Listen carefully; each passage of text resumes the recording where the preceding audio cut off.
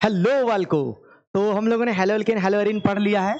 मैंने कहा था हेलो एल्केन की SN1 और SN2 रिएक्शन को मैं एक्सप्लेन करूंगा एक अलग लेक्चर में, क्योंकि इसकी इंपॉर्टेंस अलग है। ये आएगा तो 5 नंबर में आएगा, तो ये ध्यान रखने के लिए मैंने इसको अलग ही बना दिया है।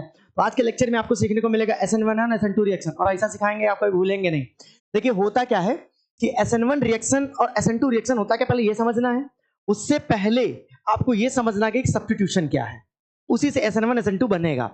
सब्स्टिट्यूशन मैंने बहुत हटाया था, एक को हटाओ दूसरे को सटाओ, ये होता सब्स्टिट्यूशन। मतलब एक को हटाना है दूसरे को लगाना है, यही सब्स्टिट्यूशन होता है। लेकिन अगर ये हटाने और सटाने का काम अगर न्यूक्लियोफाइल करता है तो कहते हैं न्यूक्लियोफिलिक सब्स्टिट्यूशन। अब आपका मन कर रहा होगा न्यूक्लियोफिलिक बता दो सर क्या होता है।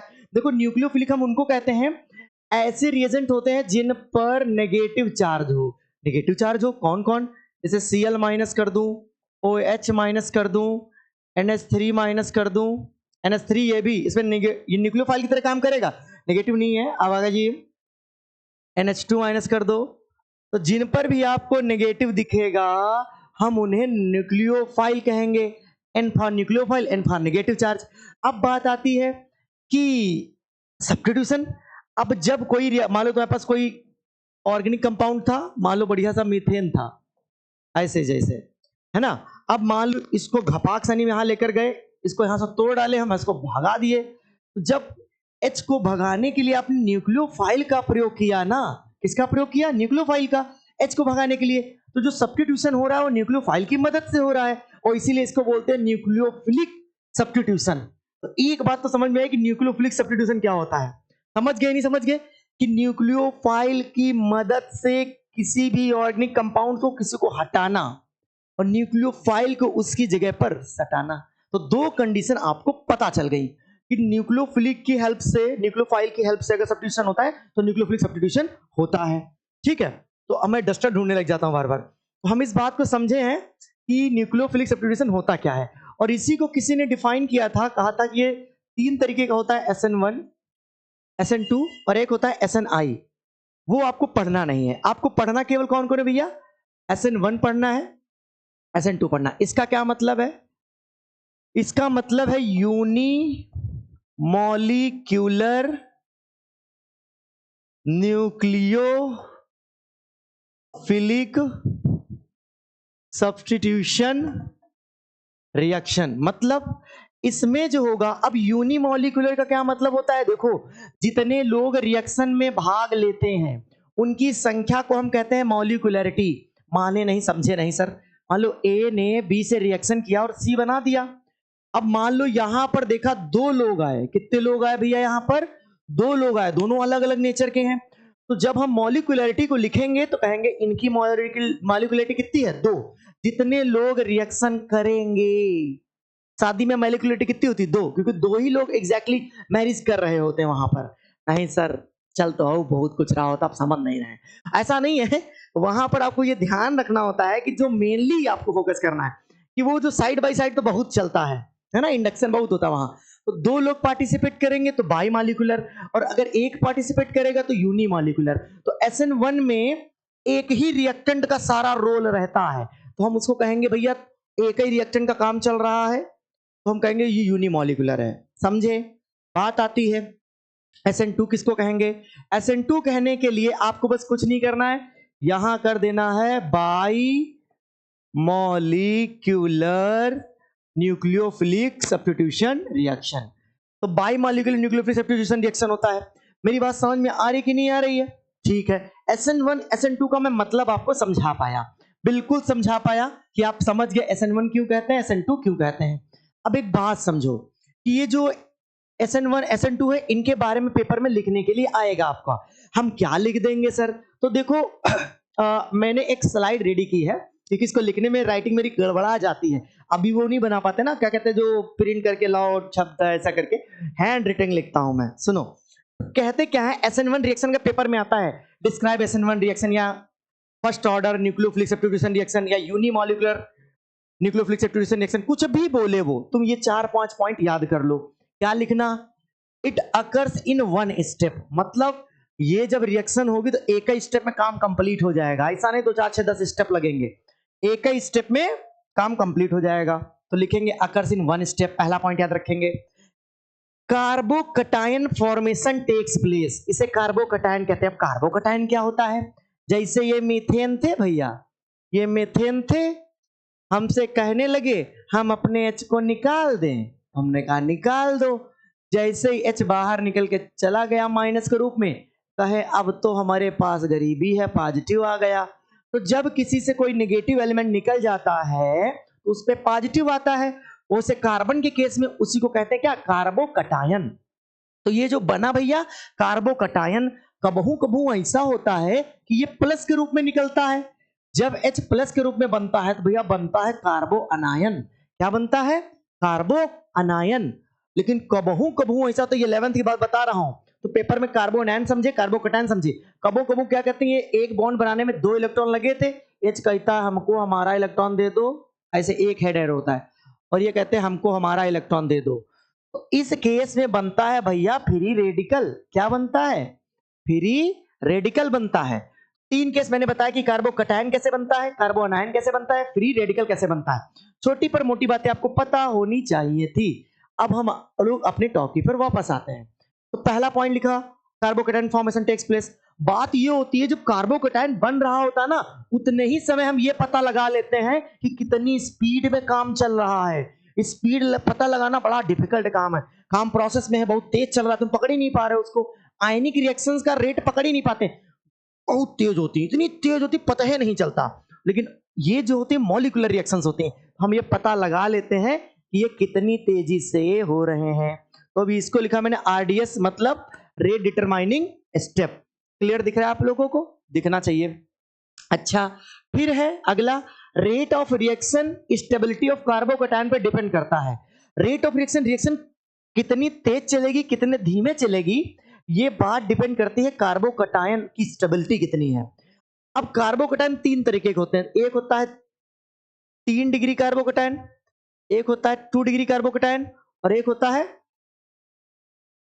है 1 डिग्री कार्बोकटायन। तो कार्बोकटायन 3 डिग्री कैसे होता है? जब इससे अलग अलग 3 कार्बन जुड़ जाए तो ये 3 डिग्री, इससे केवल 2 कार्बन जुड़े तो 2 डिग्री, इससे केवल 1 कार्बन जुड़े तो 1 डिग्री होता है। तो स्टेबल, सबसे ज्यादा स्टेबल कौन सा होता है? 3, फिर कौन होता है? 2, फिर कौन होता है? 1। यानी कार्बोकटायन की स्टेबिलिटी मैटर करती है। और सबसे ज्यादा इसीलिए बढ़िया रिएक्शन किसमें होगी? 3 डिग्री में, फिर 2 डिग्री में, फिर 1 डिग्री में। तो कार्बोकटायन की स्टेबिलिटी ध्यान रखनी होती है हमें। अभी रिएक्शन करके बताऊंगा, ये टॉपिक भी इसलिए बता रहा हूं कि आप लिख लो, कॉपी में काम आता है। फिर रीअरेंजमेंट अकर्स, मतलब कभी कभी होता है प्रोडक्ट बनाना ये होता है, लेकिन कहते हैं अगर रीअरेंज थोड़ा सा कर लेंगे तो अच्छा प्रोडक्ट बन जाएगा। तो रीअरेंजमेंट भी अगर पॉसिबल हो तो कर लिया जाता है। रीअरेंजमेंट क्या मतलब होता है? जैसे कि ये चेयर, वो चेयर, ये टेबल आड़े बेड़े रख दिए तुम, तो सब जो सामान अच्छा आना था वो फिट ही नहीं हो पा रहा है, आपने फिर से इनको इधर उधर किया थोड़ा, फिर क्या हो गया? वो सब सट गया, एकदम बढ़िया रख गया। तो मतलब इसे कहते हैं रीअरेंजमेंट। तो इसीलिए रिएक्शन में भी होता है, रिएक्शनों में ये होता है कि भैया अच्छा प्रोडक्ट बनाए है हमका, थोड़ा सा आगे पीछे हो ही जाओ तो काम हो ही जाए हमारे। अब बस में देखो, बस में जबरदस्ती भर लेते लेकिन धीरे धीरे बस चलती तो एकदम से सट जाता सब कुछ, तो रीअरेंज हो जाता है सब कुछ, समझ गए होगे मतलब। तो रीअरेंजमेंट हो जाता है भैया। रिएक्टिविटी ऑर्डर, अगर मान लो कि रिएक्शन हो रही न्यूक्लियोफिलिक, तो तुम्हारे सामने कहीं आई लगा है, कहीं बी आर लगा है, कहीं सी एल लगा है, मान लो ऐसे लिखा है कि R C L R B R. मैंने कहा न्यूक्लियोफिलिक फर्स्ट ऑर्डर किसमें तेज होगा? तो तुम कहोगे इस वाले में तेज होगा। तो ये ऑर्डर याद रखना है भैया, R I R B R R C L R F, ठीक है। फिर भैया बनता है इसमें रेसमिक मिक्सचर। क्या बनता है? Racemic mixture. अब भैया रेसमिक मिक्सचर क्या होता है समझा देता हूं। देखो, रेसमिक मिक्सचर कुछ ऐसा होता है कि जब मान लो कोई रिएक्शन हुई, मान लो यहां पर एक्स लगा था, यहां आर लगा था, यहां आर लगा था, यहां आर लगा था, है ना। अब इस रिएक्शन में जब हमने कुछ न्यूक्लियोफाइल ऐड किया तो हमारे पास 2 गो प्रोडक्ट बने। एक में एक्स को हटाया, OH को सटाया, लगाओ, बाकी R1 R2 R3 R1 R2 R3। तो देखो जिस साइड भैया X लगो था उसी साइड OH लग गया। इसका मतलब एक प्रोडक्ट ये बना, लेकिन एक प्रोडक्ट और बनता है कि ये जो R2 है वो घूमकर इधर आ जाएगा, R3 ऐसे रहेगा, R1 मान लो ऐसे ही रहेगा, और OH इस साइड लग गया, मतलब एक बार OH इसकी जगह पर लगता है, एक उलट के पलट दिया जाता है। क्या कर दिया जाता है? उलट के पलट दिया जाता है। तो जब उलट के पलट दिया जाता है तो उसे इन्वर्जन कहते हैं। क्या कहते हैं भैया? Inversion product. ये कैसा है? इन्वर्जन। जब भी कोई टीचर कहे इन्वर्जन बताओ तो कह दो उलट के पलट दो। क्या कर दो? उलट के पलट दो, तो इन्वर्जन हो जाता है। ठीक है। और कहे एज सच एज ए रहे तो कहते भैया उसको रिटेंशन कहते हैं। Retention product. कैसा प्रोडक्ट? Retention product. तो रिटेंशन प्रोडक्ट, इन्वर्जन प्रोडक्ट जब दोनों साथ साथ बनते हैं तो भैया उसको कहते हैं रेसेमिक मिक्सचर बन गया। तो SN1 रिएक्शन में हमेशा कैसा मिक्सचर बनता है भैया? रेसेमिक मिक्सचर बनता है। और हमने आपको बताया कि रिटेंशन प्रोडक्ट क्या होता है, हमने आपको बताया इन्वर्जन प्रोडक्ट क्या होता है। इन्वर्जन बोलते क्या समझ में आएगा? उलट के पलट दो, इतना ध्यान रखना है। ठीक है, चलिए हम अपने टॉपिक पे आते भैया, पीछे आते हैं। हाँ, तो थोड़ा सा और पीछे। हाँ, तो रेसमिक मिक्सचर पता चल गया आपको। फिर है पोलर प्रोटिक सॉल्वेंट, यानी ऐसे सॉल्वेंट यूज करो, रिएक्शन को ऐसे सॉल्वेंट में घोलो कि उसमें H+ भी हो और पोलर भी हो, मतलब एक ऐसे हो एकदम झुका हुआ, एक तरफ नेगेटिव नेगेटिव, एक तरफ positive positive, negative negative, positive positive. तो ये झुकाव होना चाहिए प्रोजेक्ट में। जैसे वाटर है आपका, वाटर H2O कैसा सॉल्वेंट है? ये पोलर प्रोटिक सॉल्वेंट है, इसमें H+ निकल जाता है भैया, है ना। आपको ये समझ में आ गया। इसका ऑर्डर, ये तो एक्सपेरिमेंटल वैल्यू है, इसका ऑर्डर 1 होता है भैया, और मॉलिक्यूलरिटी भी इसकी 1 होती है। इसमें जो न्यूक्लियोफाइल आप यूज करोगे बहुत वीक होता है, वो रेट के रिएक्शन को प्रभावित नहीं कर पाता। मतलब मैंने कहा मॉलिक्यूलरिटी जो होती है, एक लिख दी मैंने, एक रिएक्टेंट यूज होता है मेनली। तो न्यूक्लियोफाइल हम यूज कर रहे हैं ना भैया, उसकी क्षमता कमजोर होती है, तो वो ऑर्डर में कुछ चेंज नहीं कर पाता, इसीलिए फर्स्ट ऑर्डर रिएक्शन रहती है। ऑर्डर याद रखना होता है आपको, बस समझ गए। तो अब मैंने SN1 समझा दिए, अब मैं आपको रिएक्शन करके दिखाता हूं, फिर SN2 पढ़ेंगे हम लोग। अब देखो, तो डाल दीजिए, हम क्या पढ़ने जा रहे हैं भैया? SN1 रिएक्शन, है ना। SN1 रिएक्शन में क्या लिखते हैं? एक जनरल रिएक्शन अगर मैं लिखूं तो आप ऐसे लिख सकते हो, R1 R2 R3X, है ना भैया। आप ऐसे लिखोगे, फिर यहां लिखोगे OH-। अब होगा क्या? आपके पास एक इधर प्रोडक्ट बनेगा और एक इधर प्रोडक्ट बनेगा। आप चाहे तो दोनों प्लस करके लिख सकते हो, लेकिन आपको ये बताने का तरीका, मेरा स्टाइल है, ये बाबू राव का स्टाइल है, आपको समझ में नहीं आएगा। ओ मैं क्या कर रहा हूँ? इसको पीछे करो, पीछे हो जा भाई साहब, पीछे हो जा भाई साहब, पीछे हो जा भाई साहब, पीछे हो जा भाई साहब। अच्छा अच्छा, ठीक ठीक।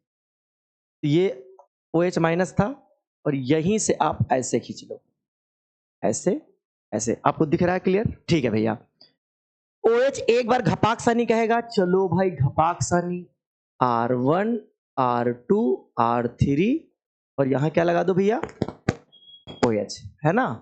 एक इधर बना दो भैया, R1 OH R3 R2। तो इससे क्या कहते हैं भैया?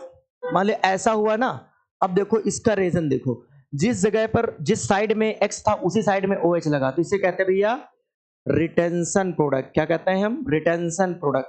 और जिस साइड X था उसके अपोजिट OH लगा, तो इसे कहते हैं इन्वर्जन प्रोडक्ट। क्या कहते हैं? Inversion product. तो पहले तो आप ये जनरल रिएक्शन एग्जाम में लिख देंगे। क्या है ये? General reaction for SN1। आपने ये लिख डाला, जनरल रिएक्शन फॉर SN1, ऐसे लिख दिया। अब आपको लिखना मैकेनिज्म। क्या डाली हेडिंग भैया? हेडिंग लगाइए आप लोग, मैकेनिज्म। क्या लगाएंगे हम हेडिंग? मैकेनिज्म। कि हो कैसे रहा है? मैकेनिज्म क्या होता है? तो पहला स्टेप आप लिखोगे ऐसे, फॉर्मेशन ऑफ कार्बो कटायन। बोर्ड में ऐसे लिखना जैसे मैं बता रहा हूं।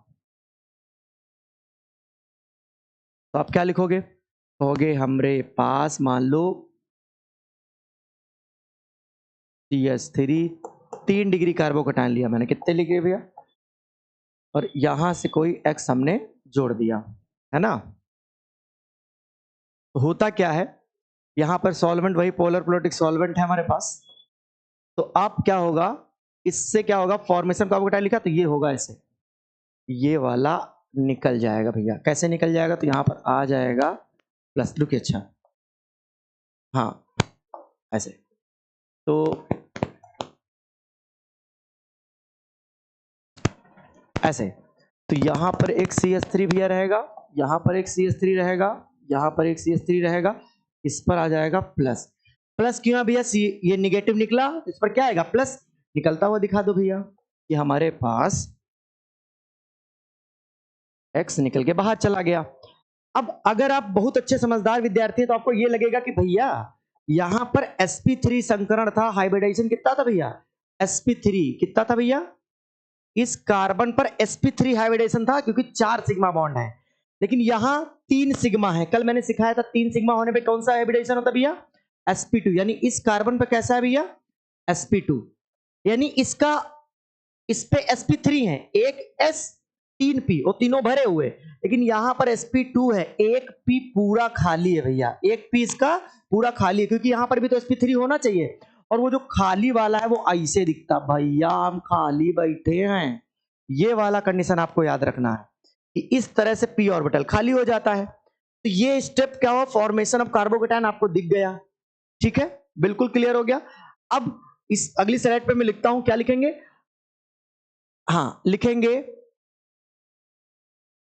Attack of nucleophile on carbocation. तो भैया अब कार्बोकटायन पे क्या करना है? आपको अटैक करा देना है। क्या कराना? अटैक कराना है न्यूक्लियोफाइल का। तो आप अपना कार्बोकटायन उठा के लाओ। आओ भैया, आओ भैया, आओ भैया, आओ भैया, आओ, प्लस लगाओ। हमारे पास डमरू थे 2 ठो, ये वाला डमरू, ये वाला डमरू, ये पी ब्लॉक है, पी खाली है। अब भैया जब हमारे पास न्यूक्लियोफाइल आया, मान लो कहां से आया, ये आया। अब इसके पास अटैक करने के 2 चांसेस आपको दिख रहे होंगे। एक है कि ये इधर ही अटैक कर दे तो रिटेंशन प्रोडक्ट बन जाए, और कबो कबो इसको गुस्सा आता है जो पीछे से मारता है ढाक किसानी, तो कहता ले भाई 2 प्रोडक्ट बनाऊंगा मैं। तो एक प्रोडक्ट भैया इसीलिए कहता हूं 2 प्रोडक्ट क्यों बने? क्योंकि 2 डिबिया खाली है, कौन डिबिया में इलेक्ट्रॉन डाल सकता है ना, यही तो समझना होता है। इसीलिए sp2 था, एक पी खाली था, और पी तो आपको पता ही है कि डंबल शेप होता है भैया, है ना, तो ये ध्यान रखना होता है। चलो अब हम प्रोडक्ट हुआ बना देते हैं। तो हो सकता है भैया CH3 CH3 CH3, है ना, CH3, यहां पर मैंने क्या लगा दिया? OH लगा दिया। एक तो ऐसा कंडीशन आप बना सकते हो। कंडीशन नंबर 2 कैसी रहेगी? ऐसे बना सकते हो भैया, CH3 CH3 सॉरी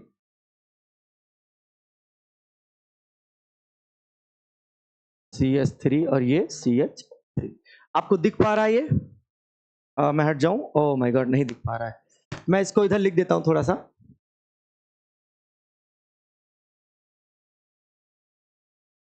एक ये आपको रिटेंशन प्रोडक्ट तो दिख रहा है, इसी के साथ मैं प्लस करके यहां लिख देता हूं, है ना, आगे देख लें। आप लोग राइट में लिख देगा, आपने मेरी तरह आप भी ऊपर ही लिख देता हूं, मैं भी ऊपर ही लिख देता हूं सर। अरे भाई ऐसा नहीं करते, ऐसा नहीं करते। ये कैसा प्रोडक्ट भैया? Inversion product. ये कैसा? Retention product. और इन दोनों का नाम होता है रेसमिक मिक्सचर। क्या नाम होता है? Racemic mixture. ये है mirror image of each other. अभी एनएनसीओ डायनेंसियोमर पढ़ा होगा 11th में, तो होता है। तो इस तरह लिख देंगे आप। आपने ये पूरा रिएक्शन लिख दिया न्यूक्लियोफिलिक फर्स्ट ऑर्डर के लिए। अब लिखेंगे रेट ऑफ रिएक्शन, एक लास्ट में लाइन लिखेंगे, rate of reaction is directly proportional to the 3 degree carbocation. ऐसे लिख देंगे बस। और जो ये जो आपका स्टेप था इतना लिख देंगे लास्ट में आप, बाकी थ्योरी मैंने बताई है। ये लिखेंगे ना, यहां लिखेंगे RDS, rate determining step, solvent polar protic होना चाहिए। तो भैया SN1 आपको समझ में आ गया कि नहीं आ गया? आ गया होगा, है ना। टाइम भले लगे लेकिन सीख जाओगे आप, ये मुझे पता है। ठीक है, तो हम लोग पीछे आते हैं। हाँ, अब SN2 पढ़ो भैया। अकर्स इन 1 स्टेप, जो भी होगा एक ही स्टेप में हो जाए। ओ माय गॉड, हाँ, ये जो है मैंने यहां पर एक गलती की है, गलती इन द सेंस, ये जो होती है 1 स्टेप पे नहीं होती है, ये कितने स्टेप पे होती है? ये 2 स्टेप में हुई, क्योंकि हमने देखा एक बार हमने जनरेशन किया और एक बार हमने क्या किया? अटैक कराया। Sorry for that. तो यहां पर मैंने गलती से इधर वाला इधर लिख दिया, इधर वाला इधर लिख दिया है, तो ये याद रखेंगे। तो हमने देखा ये कितने स्टेप में आकर हुई है? 2, क्योंकि एक में हमने इलेक्ट्रोफाइल न्यूक्लियोफाइल को जनरेट किया और एक में न्यूक्लियोफाइल भैया कैसे हो गया? एक में मैंने न्यूक्लियोफाइल जनरेट किया ना, कि जैसे कि आपने देखा था, अभी यहां पर आ जाइए, ये वाला जनरल लिखा मैंने, ठीक। ये पहले क्या हुआ कि कार्बोकैटायन को मैंने जनरेट किया, कार्बोकैटायन को जनरेट किया, ये स्टेप फर्स्ट है, ये देखो है ना, स्टेप नंबर 1। लेकिन उसके बाद मैंने क्या सिखाया आपको? मैंने सिखाया आपको attack of nucleophile on carbocation, यानी दूसरे स्टेप में क्या हुआ? अटैक हुआ, तो 2 स्टेप हो गए। ठीक है भैया, तो ठीक है, थोड़ा ध्यान रखिएगा इस बात का। तो अब हम आते हैं अपने ये वाले प्रोसेस पर। कहाँ गया? हाँ, ये 2 स्टेप नहीं लिखे, यहाँ लिखिए 1 स्टेप। ये क्या होता है? Occurs in 1 step, carbocation is not form, इसमें कार्बो ऑर्बोकैटायन नहीं बनता है। ट्रांजिशन स्टेट फॉर्म होती है, मतलब कि बनता जाता ब्रेक होता जाता, बनता जाता टूटता जाता, बनता, ये दोनों ही, मतलब कोई आ भी रहा है और कोई जा भी रहा है, दोनों एक साथ ही साथ होते हैं। जैसे वहां पर देखा था, पहले बन ही गया था, फिर दोबारा अटैक किया था। यहाँ पर क्या होता है? बन भी रहा होता, टूट भी रहा होता है ना भैया। नो रीअरेंजमेंट अकर्स, इसमें किसी प्रकार का रीअरेंजमेंट नहीं होता है। हाँ, स्टेरिक हिंड्रेंस प्रभावित करता है इसको। स्टेरिक हिंड्रेंस क्या होता है? जब किसी कार्बन पर बहुत सारे कार्बन लग जाते हैं ना, तो उसको कहते हैं भाई मेरा हिंड्रेंस हो रहा, मैं इधर उधर क्या हो रहा हूँ, हिला जा रहा हूँ। तो बहुत हिंड्रेंस होने के बारे, बहुत बल्कि ग्रुप से लग जाते हैं तो हिंड्रेंस कहते हैं उसको। तो रेट ऑफ रिएक्शन तभी बढ़ेगा जब हिंड्रेंस कम हो। 100% इन्वर्जन, इसमें रेसमिक मिक्सचर नहीं बनेगा, इसमें हमेशा उलट के पलट के प्रोडक्ट बनेगा, ये याद रखेंगे इसमें हमेशा। और इस उलट पलट का नाम होता है वॉल्डेन इन्वर्जन। क्या नाम होता है? वॉल्डेन इन्वर्जन। यहां भी आप कर लीजिए 2 स्टेप, है ना, 2 स्टेप, ठीक है। तो ऑर्डर ऑफ मॉलिक्यूलरिटी, ऑर्डर देखेंगे तो 2 है, यानी दोनों रिएक्टेंट यहां काम कर रहे हैं बराबर मात्रा में। मॉलिक्यूलरिटी कितनी है? 2 है, यानी कि यहां 2 मॉलिक्यूल ही पार्टिसिपेट कर रहा है, दोनों का रोल है। और फिर है पोलर प्रोटिक सॉल्वेंट, वो पोलर तो हो, मतलब निगेटिव पॉजिटिव दोनों एलिमेंट हो, लेकिन उसमें प्रोटॉन वोटॉन ना निकले। अब जैसे एसीटोन है, क्या एसीटोन, एसीटोन जो है वो इसी का सॉल्वेंट है, पोलर तो है लेकिन ए प्रोटिक, इसमें एच नहीं निकलेगा। डीएमएसओ, डीएमएफ, ये सब डीएमएफ, डीएमएसओ, एसीटोन, ये सब क्या है? पोलर तो है लेकिन ए प्रोटिक है, डाइमेथिल फॉर्माइड, डीएमएफ। तो ये होता है किसका? SN2 का। अब इसका मैकेनिज्म समझ लेते हैं हम लोग। मैकेनिज्म क्या है? तो आप देखेंगे कि हमारे पास कोई प्राइमरी एल्किल हैलाइड है,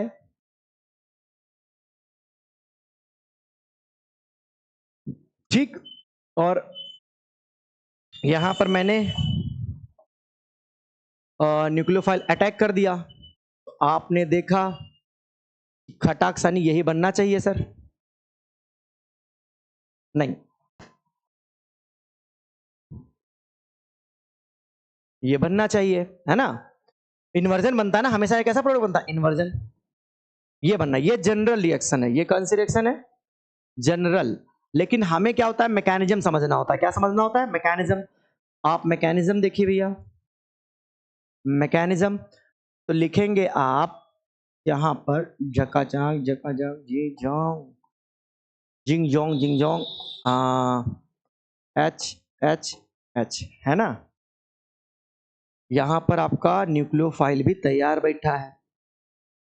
अब चलो देखो क्या होने जा रहा है। ये क्या करता है? हमेशा पीछे से अटैक करता है।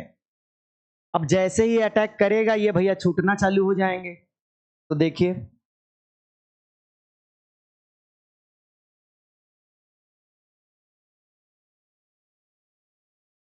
और ये देखो, यहां पर H, यहां पर H, यहां पर H। कहानी ऐसी है कुछ कि OH पीछे से सटता जा रहा है और ये घटता जा रहा है, ये निकलता जा रहा है, दोनों एक साथ हो रहे हैं। इसको बोलते हैं transition state. RDS rate determining step है, ये बहुत स्लो होता है। मतलब समझ पा रहे हो? नहीं समझ पा रहे हो? ये वाला स्टेप धीरे धीरे धीरे धीरे हो रहा है, ये बना हमारे पास। फिर क्या होगा आगे चल के?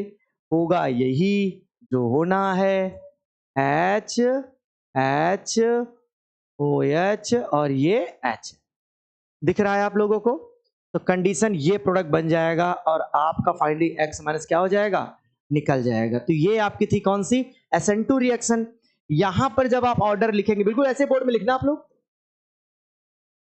तो यहां पर आपके पास अब SN2 रिएक्शन लिखेंगे, rate of reaction directly proportional to the और कार्बोकटायन 1 डिग्री कार्बोकटायन मान लीजिए, और एक ये और एक न्यूक्लियोफाइल OH माइनस, एक ये। ऑर्डर कितना हो गया इसका, 2।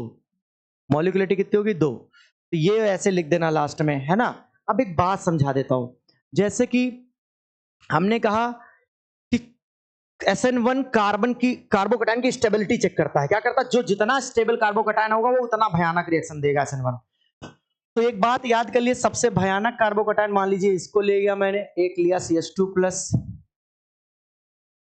है ना, एक लिया मैंने CH2 डबल बॉन्ड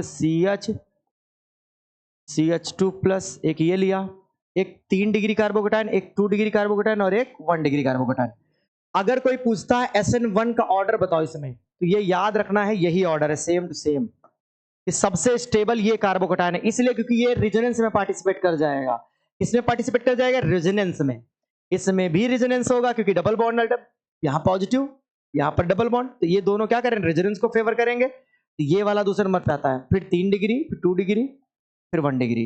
ये तो किसका ऑर्डर याद कर लो, पेपर में बहुत बार पूछा गया है। ये ऑर्डर है SN1 का, लेकिन SN2 का ऑर्डर सर क्या लिखूं मैं, SN2 का ऑर्डर इसके अपोजिट लिख देना, कि 1 डिग्री, 2 डिग्री, 3 डिग्री, उसके बाद ये CH2 double bond CH2 plus, उसके बाद भैया बेंजाइल। ये SN1 का ऑर्डर है। ये दोनों ऑर्डर पेपर में पूछे गए, इसलिए मैंने कहा बता देता हूँ। तो SN1 SN2 का ऑर्डर मान लीजिए, बस जो शुरुआत में थोड़ी सी गलती हुई, मैंने 1 स्टेप 2 स्टेप वाली, उसे इग्नोर करिएगा। बाकी मैंने पूरा लेक्चर पूरा कंप्लीट अच्छे से बताया आपको। SN1 SN2 यही था, बिल्कुल बेहतरीन। ठीक है, टाटा बाय बाय। मैंने कहा था SN1 SN2 बहुत इंपॉर्टेंट है, मैंने आपको पूरा समझा दिया। ठीक है, अब आप लोग जा सकते हैं, जैसा हो कमेंट बॉक्स में जरूर बताएं, जो गलती हुई बताएंगे। ठीक है।